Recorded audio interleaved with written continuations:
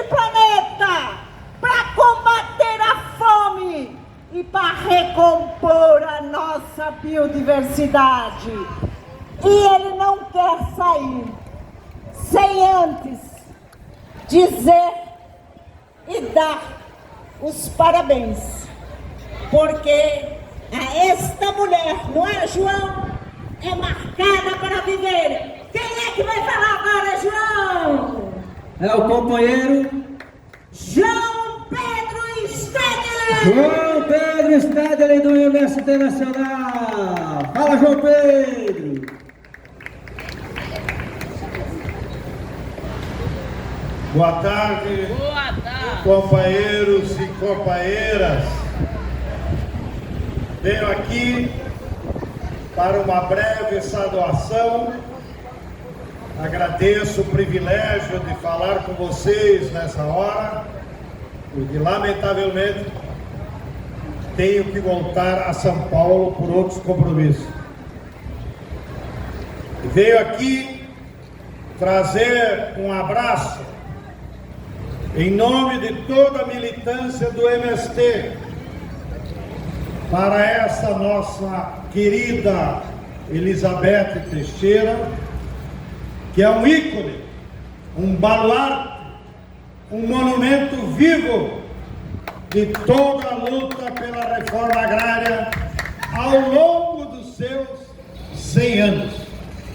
Porque ela já nasceu sem terra e passou a vida inteira para ver a terra dividida. E nós do MST temos uma gratidão muito grande com a Elizabeth, o saudoso João Pedro Teixeira, assassinado ainda em 62, porque o MST se sente herdeiro, filho das ligas camponesas. Vocês sabem, a história do povo brasileiro é a história da luta pela terra. Aqui viviam mais de 5 milhões de pessoas dos povos originários. Viviam em paz nesse território. Quando chegou em 1500, a mão do capital nos impôs o latifúndio, nos impôs a propriedade privada, nos impôs a escravidão. E durante 400 anos do colonialismo, nosso povo então lutou pela liberdade e pela terra. Porém, lá depois que acabou com a escravidão, surgiu então no nosso povo, herdeiro das lutas indígenas e dos quilombolas, surgiu o campesinato. E de novo, coube essa nova classe social que se formou organizar a luta pela terra. Daí surgiram as lutas lideradas por líderes messiânicos, como foi Canudos aqui próximo, o Beato Lourenço no Ceará e em todos os estados do Brasil. E qual foi a resposta do Estado brasileiro e dos capitalistas? Massacrar todas as lutas pela terra daquele período. E durante muito tempo, a classe camponesa ficou curando suas feridas. Até que na década de 50, dando sequência a essa luta histórica, ressurge nas veias do nosso povo as ideias da luta pela terra, que foram se transformando em ocupações de terra. E aí nasceu a organização das ligas camponesas, que se multiplicou por todo o Nordeste e pelo Brasil. Foram lutas históricas, muitos engenhos foram ocupados, e foi aí que as ligas camponesas lançaram a palavra de ordem, que era reforma agrária na lei ou na marra.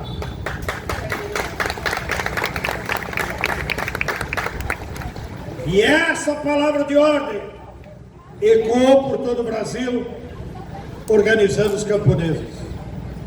De novo, qual foi a resposta do Estado brasileiro e dos capitalistas? A repressão. O nosso querido João Pedro Teixeira foi assassinado ainda antes da ditadura, mas em 1964, amando e pagos pelos capitalistas dos Estados Unidos, que temiam o avanço do governo João Goulart, articularam um golpe militar nesse país. E as primeiras vítimas desse golpe foram as ligas camponesas. E a nossa querida Elizabeth pagou caro.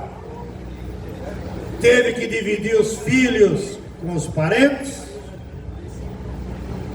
e ela caiu na clandestinidade, indo viver no Rio Grande do Norte. E mesmo lá na clandestinidade, que sirva de exemplo para a nossa militância atual, que às vezes morece diante de um sacrifício, a Elizabeth Teixeira, com outro nome, na clandestinidade, sem os filhos, se dedicou para sobreviver, lavar roupa para quem precisava, e à noite seguia a sua militância silenciosa de alfabetizar os camponeses analfabetos do Rio Grande do Norte. E assim essa guerreira passou os 20 anos da ditadura. Porém, como tudo tem contradição, quem diria? O filho mais velho dela, para escapar da ditadura, o nosso querido Francisco Julião, aqui de Pernambuco, mandou o Isaac estudar medicina em Cuba, filho de João Pedro e da dona Elizabeth. E o Isaac Teixeira, que hoje está com 80 anos, podem anotar aí, foi o primeiro filho de camponês que se transformou médico no Brasil depois de 500 anos, graças à solidariedade do povo cubano.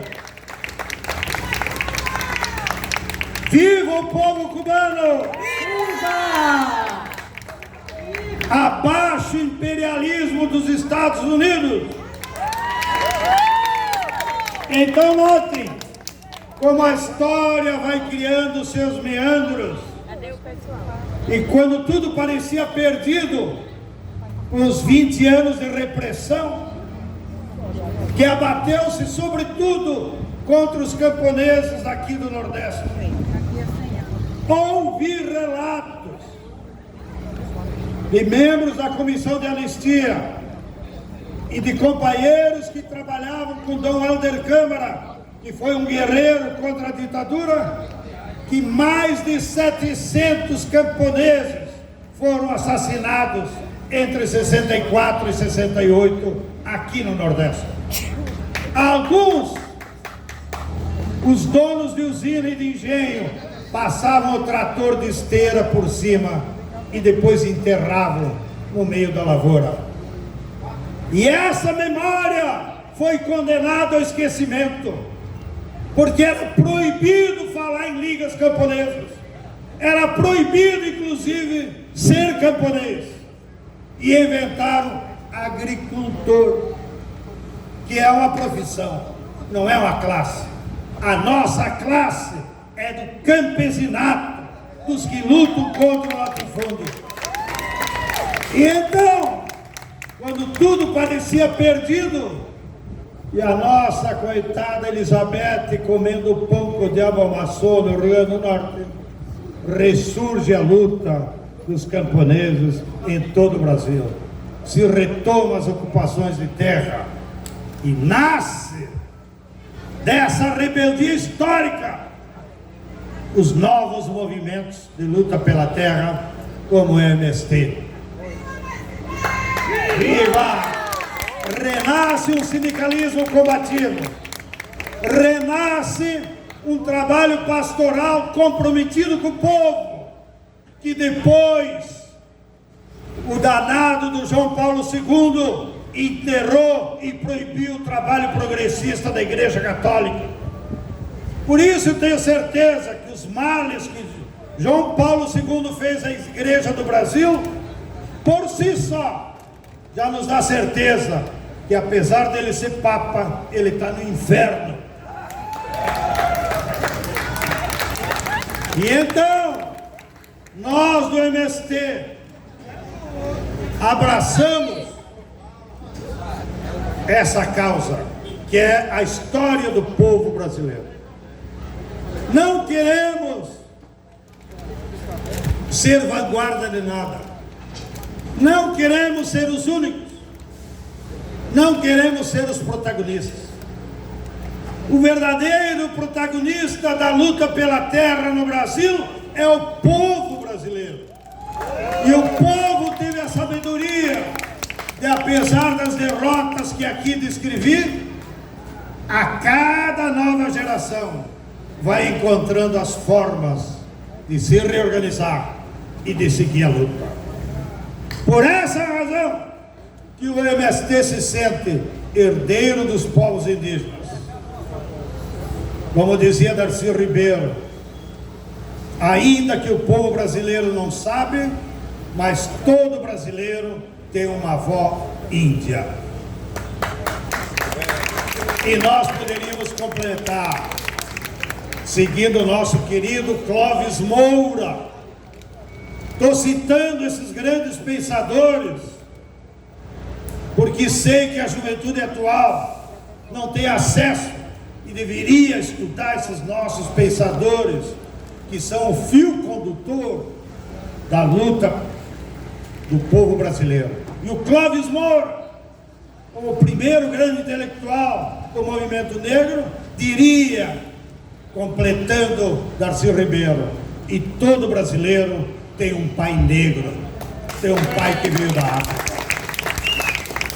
Então, é dessa simbiose e da história da luta do povo brasileiro é que nós nos encontramos agora.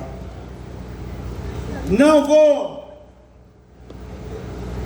aproveitar o tempo, até porque ainda não chegaram. Me refiro à política agrária do governo Lula. O governo Lula está em dívida com os camponeses do Brasil, porque fomos nós que botamos eles lá. Não foi o Centrão, nem foi a burguesia. E, lamentavelmente, a reforma agrária está parada. Então eu espero que a visita do ministro hoje aqui seja um ato de penitência para ele se lembrar quem foi João Pedro Teixeira, e que o abraço que ele der para Elizabeth Teixeira seja de fato um abraço de apoio à reforma agrária. E nós estamos cansados de conversa, estamos cansados de enrolação, estamos cansados de propaganda, e é por isso que o MST não descansará um minuto enquanto houver latifúndio nesse país, e continuaremos a luta da Elizabeth Teixeira, a luta das ligas camponesas. Muito obrigado pela atenção.